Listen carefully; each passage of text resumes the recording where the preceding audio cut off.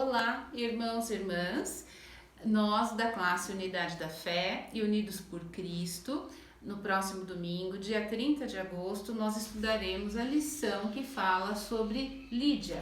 É a lição de número 17. O título vem Lídia, a vendedora de púrpura. No domingo, o nosso tempo é curto, por isso eu deixarei aqui para vocês algumas informações. Eu e o pastor Ronald, que está fazendo aqui a filmagem. O que me faltar, ele vai ajudar aí complementando.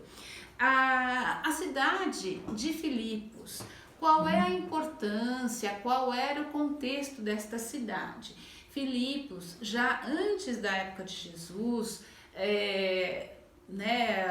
séculos antes de Jesus, era uma cidade que tinha já uma atividade econômica forte por conta de ter ali próximo minas de ouro. E na época, então, ali do apóstolo Paulo, Filipos já ganhou uma importância maior porque o Império Romano, quando então dominou aquele lugar, ele potencializou essa atividade, esse centro comercial e econômico de Filipos. Além dessa mineração, Filipos também era um lugar ali com muita atividade na questão da tintura, dos tingimentos. Filipos fazia parte ali de uma seleção de cidades que eram unidas por uma estrada, a Via Inácia. Esta via, hoje quando a gente fala de estrada, é muito claro para nós, na nossa cabeça, estrada, a gente pega o nosso carro, vai para cá e para lá. Mas nessa época aí do apóstolo Paulo, as estradas eram caminhos, né? Então eram terra. Essa via Inácia era uma via pavimentada, ela tinha ali, era calçada com os blocos, as pedras, então facilitava o tráfego das carruagens, dos veículos, dos animais da época, e isso então dava. Filipos estava nessa rota comercial aí onde essa estrada passava. E Filipos, no ano 61 antes de Cristo, Filipos foi elevada a um status de colônia romana. Isso significava que o solo, o território ali de Filipos era um território italiano, um território de Roma. Então tudo que você tinha de benefícios, de status, de estrutura na cidade de Roma, você tinha em Filipos. Os moradores dali ganharam esse status, agora eu sou então um cidadão romano. Entre um desses status era o de você não pagar impostos, né? Então isso dava assim ser um cidadão em Filipos era algo ali assim importante.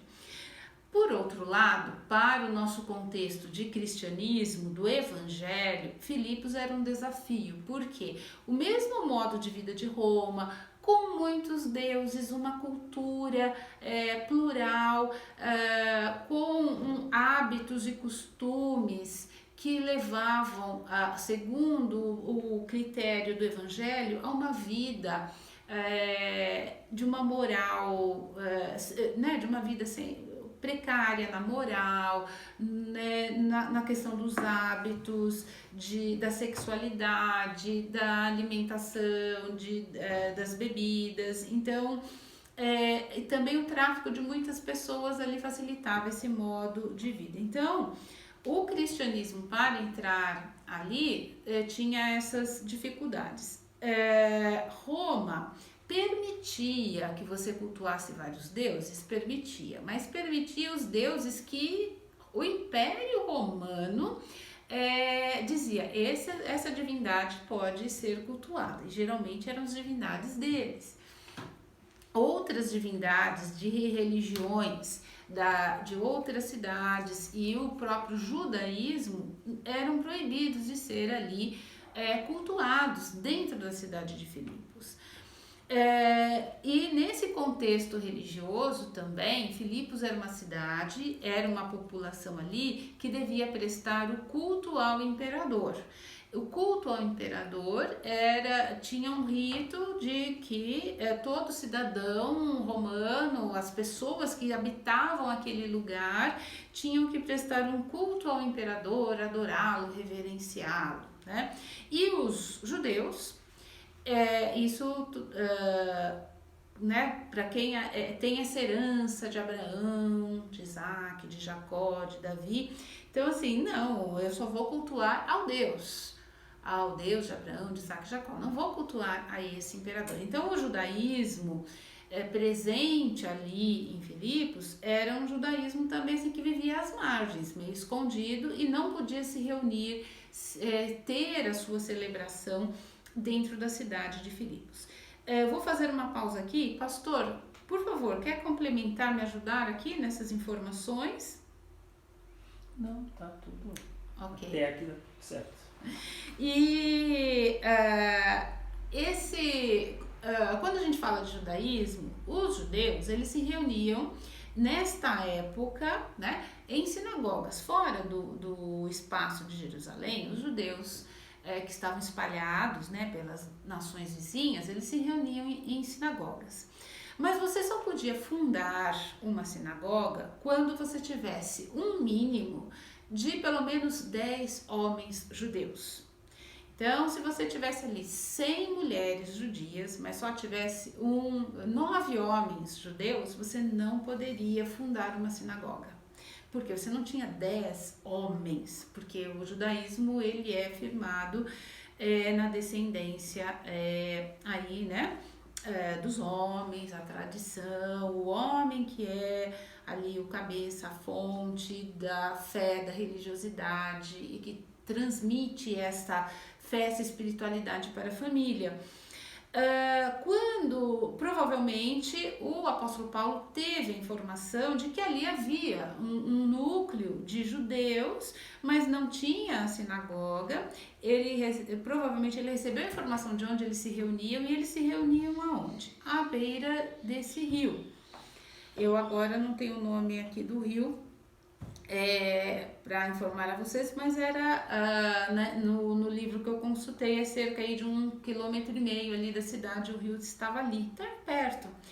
E a orientação da lei, né, judaica, dos ritos do judaísmo, é quando você não tem sinagoga, você faz os ritos próximo de água corrente, porque a água é vida, e a água corrente também facilitava ali os rituais de purificação dentro do judaísmo. Então Paulo vai lá, porque ele sabe que lá naquele sábado tinham ali as pessoas reunidas, ele encontra aquele grupo ali de mulheres, né, de pessoas, e a Lídia é uma simpatizante ali do judaísmo. E a condição de Lídia, a Lídia era comerciante. Muito provavelmente a Lídia não era uma pessoa considerada pobre na sua sociedade. Ela não era rica, mas ela não era pobre. O fato dela ser comerciante, ela tinha uma boa renda, ela tinha um bom contato social e político dentro ali da sua sociedade da época. E quando o texto bíblico diz que ela e a sua casa, né, se batizaram, por casa, o conceito de casa naquele momento não era assim, o pai, a mãe e os filhos, né?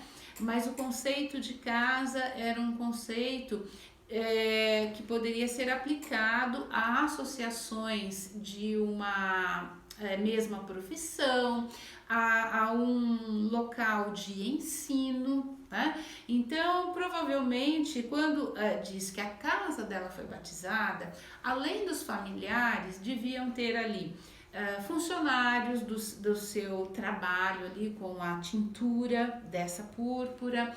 Provavelmente ali pudesse ter assim algum afilhado, né? Pudesse ter agregados, né? Então, o conceito de casa era maior e a liderança que a Lídia tinha nessa sua casa, esse círculo de pessoas que dependiam ali do seu sustento, do seu comércio, que eram considerados da casa de Lídia, também, muito provavelmente, Lídia foi uma líder ali também da comunidade de fé que ali nasceu. Então, estas são algumas informações históricas. Pastor, o pastor vai nos complementar aqui em mais mais informações. Só lembrar que naquela época a cor púrpura os mantos eram usados pelas autoridades. E naquela época a cor púrpura, para ser feita, ela só podia ser feita com ouro, pó de ouro. Então, quem comercializava a cor púrpura eram pessoas que tinham posses. Porque só essas pessoas é que tinham, né, acesso ao ouro em pó, né, para misturar na composição. Para fazer a cor púrpura naquela época, você usava uma mistura que levava pó de ouro, levava ovo também, né, e não eram todos os tintureiros, digamos assim, que tinham acesso a isso. E porque levava ouro na composição, acabava sendo muito caro. Por isso que usar um manto púrpura era sinal de respeito, era sinal de alguém que tinha posse de autoridade. Né? Então, assim, quando o texto dá a informação que ela comercializava púrpura, significa que ela realmente não era uma comerciante qualquer, né? Ela era alguém que tinha posses, né? Ou trabalhava com pessoas que tinham essas posses também, para poder fazer essa cor púrpura. Só isso. Muito obrigada, pastor. É informação que nos ajuda a ter uma dimensão ainda maior e melhor do trabalho, da relevância dela no contexto lá da sua sociedade e o quanto esse status dela, né, essa situação dela deve ter contribuído para a propagação do evangelho ali em Filipos, né? Então, obrigada, pastor. Um beijo para vocês. Então, domingo, 10 horas, a gente se encontra lá no nosso grupo de WhatsApp. Um abraço. Até mais.